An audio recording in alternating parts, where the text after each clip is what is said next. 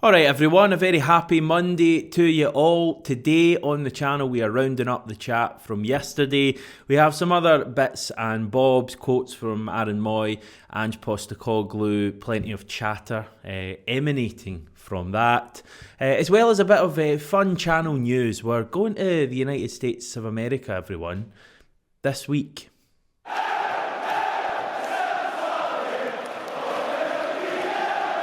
But first, job done yesterday against St Johnstone. I think job done kind of covers it, although we did score 4 goals again. We're up to 78 for the season. This is what the Scottish Premiership League table looks like. 13 matches to go. If you're wondering how many more points we need to win the league, don't worry, I've worked it out for you. It's 31, although we should be able to do it with less, but there is still work to be done.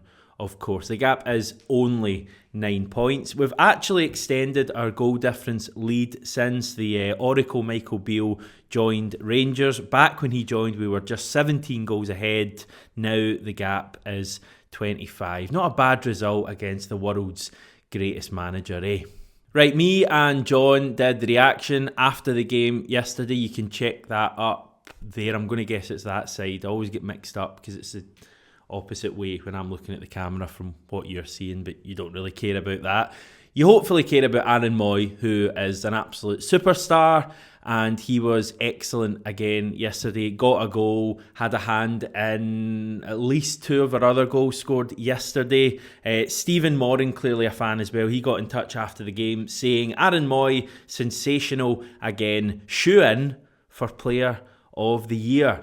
Now, while I appreciate the sentiment, I do think that his kind of late arrival in the team will probably hold him back for Player of the Year. I know we are only at the start of February. A lot could still happen between now and the end of the season. At the moment, I would have Greg Taylor, Kyogo, Callum McGregor and Cameron Carter-Vickers all ahead of him just for the fact that they were playing well right from the start of the season.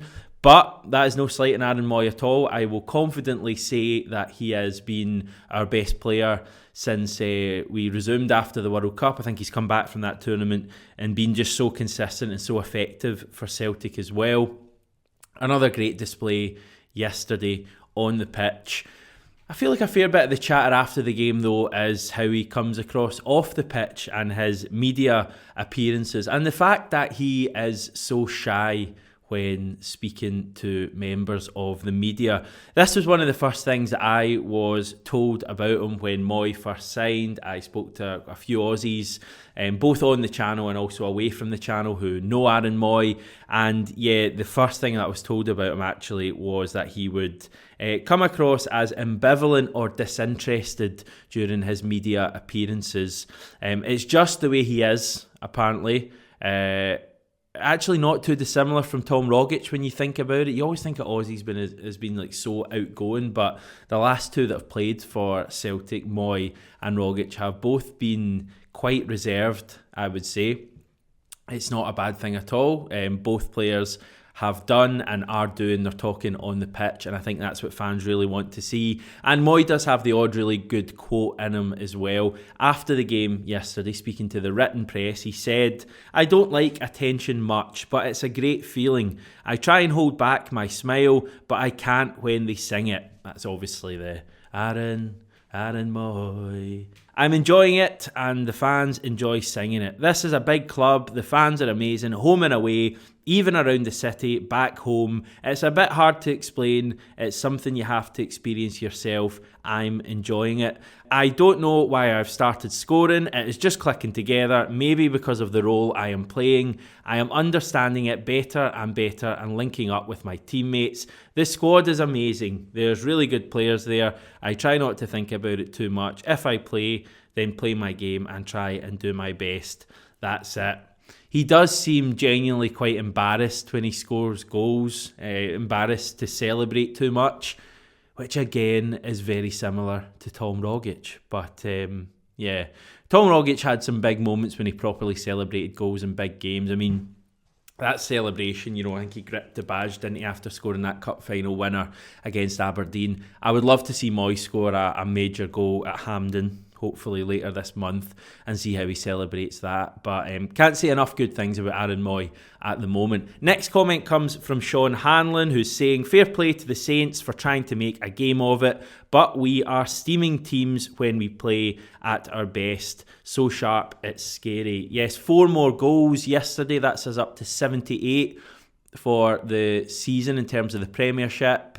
We are probably almost certainly going to hit 100 league goals this season, which is something we haven't done too often. We're probably going to go beyond that if we keep scoring. I mean, what's that? 22 goals needed in 13 matches. And we just have so much firepower. I mean, yesterday's performance, a little bit of disagreement in some circles after the game yesterday. Some people feeling that the performance yesterday was, unbelievable, can't be faulted, etc. Shouldn't have anything bad to say about it. Other people thinking that our passing wasn't on point. I dare say the pitch had a lot to do with that. I thought Celtic were pretty good yesterday. I thought it was a different performance. We didn't really see kind of prolonged periods of dominance like we've maybe seen at times. I thought passing at times was slightly off, but just so effective. We just create so many chances. We have so many players wanting to create chances, to score goals. Probably 7 or 8 players in the squad at the moment who kind of are disappointed if they don't score in a match, and Mooy is obviously part of that as well. Some really good comments from Ange after the game yesterday as well, talking about what could still be to come from this team this season. He's quoted as saying, there has to be more to come. Some really good players didn't get on the pitch today, and some really good players didn't get in the squad. For about 4 or 5 weeks now, we have a game a week, so that gives us the chance to work really hard at training and get everyone up another level, another notch, and increase our performance, both on an individual and collective basis. So 3 midweeks will give us the opportunity to do that. When you do have 3 games a week, it limits the opportunities to work on our game patterns, and individual work with the guys. The guys want that. We can't, as coaches, look to the games for improvement. We have to make sure we are giving them what they need on a daily basis, and I'm sure we will use this period wisely. I do feel like the team really benefits when we go to... That's me. That's my bit. That's not Ange Postecoglou's bit. The clue is the fact I didn't have quotes around it. I do really feel like the team benefits when we go to 1 game per week. You think back to like the start of this season, I think we had a run of maybe like 5 or 6 weeks with no midweek football, and we were in scintillating form. That was when we had like 9 goals at Tannadice, 5 at Rugby Park. We beat Rangers 4-0, for example. Barely conceded a goal. Likewise, at the end of last season, we had a really good run of games where, no midweek football, and I remember us putting 7 past St Johnstone. I guess a large part of that is down to the training that Ange talks about. I can't remember, there was someone recently, it was maybe Joe Hart on Friday at the press conference, talking about the fact that when we don't have games, there's a real emphasis from Ange and the coaching team to really maximise that opportunity to improve at training. And I think we're going to see that from Celtic going forward. I'm going to make probably an unsurprising prediction that we're going to see some big scorelines going forward. As those things I spoke about earlier kind of come back, the better pitches, better weather, kind of away from the winter months, and when the games dry up a little bit, I think like the end of last season, the start of this season, we will see even better levels of performance from Celtic. We know that Ange wants the team to peak at the end of the season, so bear that in mind as well. Elsewhere, just a couple of wee bits of news. Celtic B have today announced that Bruno Davidson has signed a new contract extension at the club that will keep him at Celtic Park until 2025, so that's potentially some good news there for the future. And in totally unpredictable news, of course, Ange Postecoglou has already been the subject of articles mentioning him as like one of the favourites for the vacant Leeds United manager's gig. They sacked Jesse Marsh earlier today. I guess that's just par for the course with Ange doing pretty well. We had the same stuff with Everton. There was chat about Nottingham Forest earlier this season. I guess that's just what's going to happen. I would certainly expect Ange to have his full focus on making Celtic as good as we can be at the moment, and I think that's certainly the case. In terms of games this week, as just said a few minutes ago, no midweek fixtures this week or next. We do have St Mirren on Saturday, and as I said yesterday on the reaction with John, I feel like you treat this St Mirren game on Saturday like a league game effectively. I know it's in the Scottish Cup, but it's Premiership opposition. It's at Celtic Park. No midweek games this week or next. I think you go, full strength pretty much. I know that full strength could basically mean anyone because we have so many options, but I wouldn't be resting any players for no reason. I think it's an important game that we just keep this momentum going and get through to the quarter-final of the Cup. We will have Joe Ledley back on the channel tomorrow. We'll be looking ahead to that game against St Mirren. He obviously has some good memories of Celtic in the Scottish Cup, so I dare say we'll get on to them. We may also look back at last weekend. We may also look at some of your questions if you send them in. They can be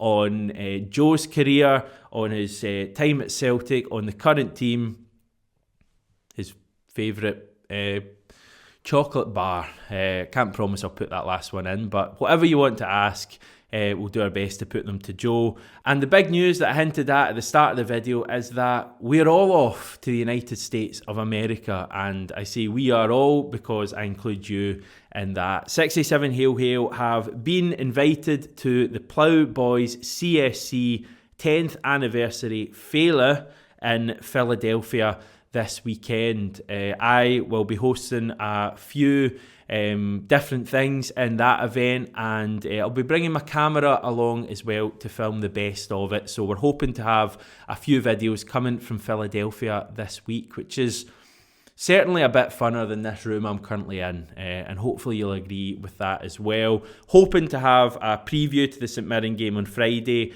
a reaction on Saturday, and possibly some sort of video on Sunday too, maybe various guests included and various clips from the weekend too. So that should be a fun end to the week for us all to look forward to.